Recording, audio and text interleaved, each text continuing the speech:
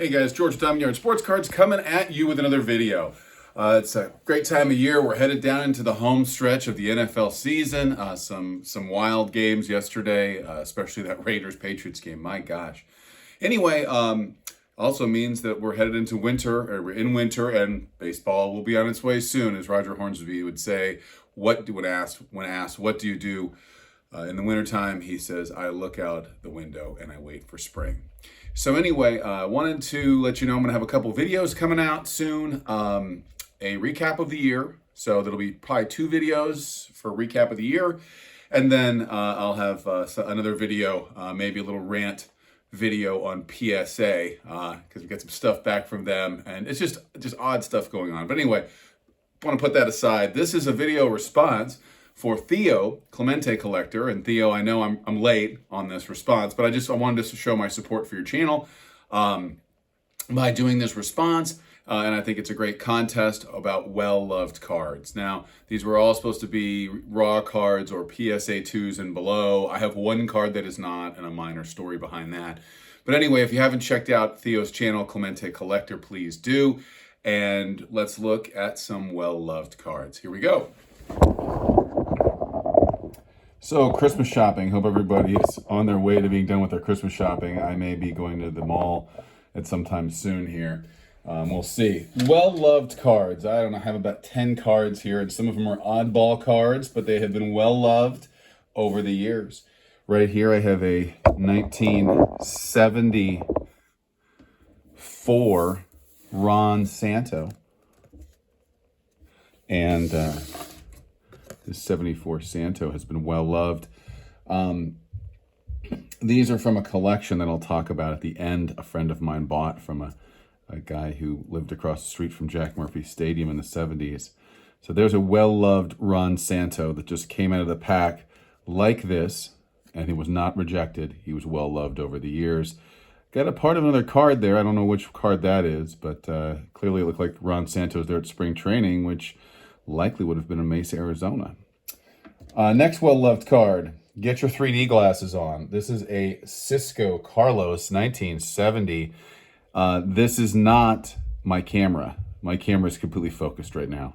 This is one of the get your 3D glasses on kind of cards, and this is just the way it came out of the pack, and then obviously it's got a crease, and it's been very well loved. But not only is this Francisco Manuel Carlos a well-loved card, it is miscut, it is got quadruple printed or whatever, and you're gonna need some 3D glasses on this one. So a very well-loved Washington Senators card. Another one that's very well-loved. Shout out to John Mancini. Al Oliver. Rookie Cup. A super miscut of Al Oliver. As a matter of fact, I don't even know who this is, but I guess I could find out what card that is. But Albert Oliver Jr., one of the great hitters in Pirates history. Borderline Hall of Famer. If you talk to some people, they'll tell you no doubt Hall of Famer. This guy could rake. Al Oliver Rookie Cup, a very well-loved card. This one was modified by somebody, and I've had it for a long time. It's a 77 Ron Guidry. Now, Louisiana Lightning had a great career with the Yankees and some of the great seasons in Yankee history. And so there is a well-loved Ron Guidry. I guess somebody in the 70s thought maybe he would look better with a little bit of facial hair. Ron Guidry. So well-loved graded cards. Here's one that I bought and got graded in late 2021. And this card was beautiful. And I was like, how is that a 2? There's no creases in it. It's a beautiful Monte Irvin rookie. And centered real nice. Just a really beautiful 51 Bowman card of one of the underrated players of all time, Mr. Murder, Monte Irvin. Another well-loved one, 1948 Leaf, Jake LaMotta. Only fighter to ever beat Ray Robinson, winning a 10-round decision. These guys fought 5 times. I did a video about this when I first started my channel, and I've had this card for a long time. But the Raging Bull, Jake LaMotta, in a beautiful 1.5. Yeah, it's got creases. Yeah, it's not centered well, but it's a beautiful image of the Raging Bull. Love the way the colors. I mean, the blue shorts, the blue boxing trunks. It's just a great looking card. Continuing along that line, this is a Dizzy Dean. I traded LA Collection Levon years ago and Michael Jordan Tony's Pizza for this Jerome Dizzy Dean, and I saw this card. He had it in his case, and I said, man, look at that card. It's a 2, but boy, it's beautiful. And I couldn't get over how green it was. And, you know, it's got chewed corners, but it's centered and it looks nice. And it's 34 Gaudy of the great Dizzy Dean. Another beautiful, well-loved card. Headed in the home stretch here of well-loved cards. And I'm just going to put some of these out, some of these well-loved guys out here. Low-grade cards are really just such a fun thing to get into. I mean, unless you're buying like a Cobb or a Ruth, you're probably not going to pay a ton of money. And frankly, for me personally, I got into well-loved cards during the pre-war scandal. Pre-war card collector. I stopped buying high-grade cards and started buying low-grade cards of cards I loved. Of cards that were, you know, just really, you know, just beautiful cards. And I've been collecting low-grade cards for a long time, and I just love these well-loved cards. So let's put the rock gitry all over. So rolling into the second to last, here is a Christy Mathewson. This is the first strip card I ever bought. I bought it raw, and it cost next to nothing years ago. And it's a 1922 W522 Christy Mathewson. And it is beat, but the picture's still pretty nice. And frankly, there's only about 5 of these graded by PSA, believe it or not. So this is a very well-loved card and a very tough one. And these strip cards are just very cool. I'll have a strip card in one of my upcoming reveal and review videos. But Christy Mathewson, one of the greats of all time.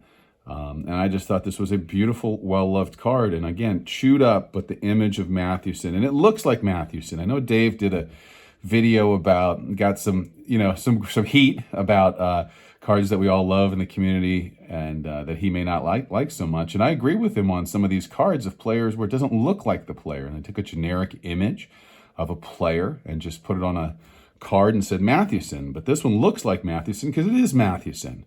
And it's a beauty. So it's a nice, well-loved, authentic Christy. Second last card. This is Ted Williams, and along the lines where these cards came from was a collection a friend of mine got because a guy owed him some money, and this is back in San Diego. And you can see this well-loved Theodore Williams has a nice giant crease across it. But among all these cards, when you've watched my channel before, you know this, there was a ton of autographed cards from the 70s. And this was probably the best one in there. And it was a Ted Williams autograph. And you can see right there Ted Williams in ballpoint pen.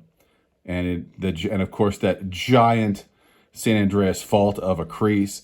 But it's a beautiful 70 manager Senators card of Ted Williams, who won a Manager of the Year, I believe, in the late 60s with them.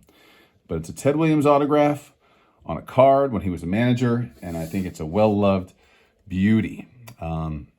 Last card. You know, you can't go wrong with a little sweetness. This card is graded extremely high for this. It is a PSA 5.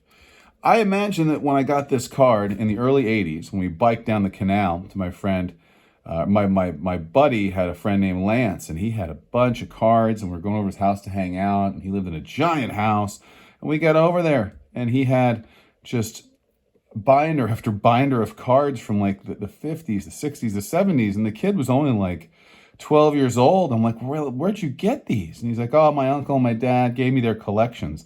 And he had these beautiful cards, and this Walter Payton was in there, and he had like 4 Walter Paytons, 78 Walter Paytons, and he says, hey, just take one. I said, you gotta be kidding me. Just take one. So I picked out the best one, rode my bike back down the canal a couple miles to my house in the heat, and then I holding on to this card as I was riding my bike, you know, messing it up, took it home, you know, kept it over the years. I think this thing was likely a PSA 9 when I got it, if there was anything like that again. But I just held on to it over the years. It's one of my favorite Payton cards, and I know exactly where I got it from and when I got it. But it's definitely a well-loved card. It is a PSA 5, and it's only a PSA 5 because I submitted it during the pandemic because I said, hey, I just want to get some of my childhood cards graded. So, it, you know, I just want to protect it. Anyway, so guys, thanks for watching. Please subscribe to Theo Clemente Collector's channel. Here are some beautiful, well-loved cards. Take care, guys. Happy shopping, pre-holiday shopping, and keep collecting.